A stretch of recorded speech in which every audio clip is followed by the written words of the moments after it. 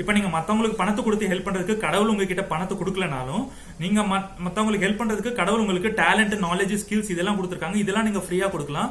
Because you are always rich. உங்ககிட்ட பணம் இருந்தா தான் ரிச், பணம் இல்லைனா ரிச் கிடையாது. ஒரு அனாதாசிரமத்தை எடுத்துக்கிட்டேன்னு வச்சுக்கோங்களேன். அந்த அனாதாசிரமத்துக்கு நீங்க எவ்வளவுதான் பணத்தை டொனேட் பண்ணாலும் அது ஒழுங்கா நடத்துறதுக்கு நம்மளுக்கு வாலண்டியர்ஸ் தேவை. பணம், வாலண்டியர்ஸ் ரெண்டுமே தேவை தானே. பணத்தை எவ்வளவு வேணாலும் டொனேட் பண்ணுங்க, தப்பு இல்ல. பட் ஆனா நீங்க பணத்தை மட்டும் தான் கொடுக்கணும், மத்ததெல்லாம் கொடுக்க முடியாது அப்படின்லாம் எதுவும் கிடையாது.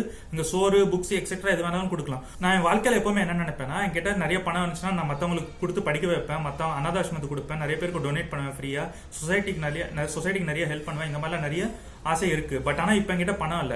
பட் ஆனா டக்குன்னு ரியலைஸ் என்னதுன்னா, என்கிட்ட பணம் இல்லைன்னா என்ன, அதான் கொஞ்சம் நாலேஜ் இருக்கு, அது கொஞ்சம் ஃப்ரீயா ஷேர் பண்ணலாம்.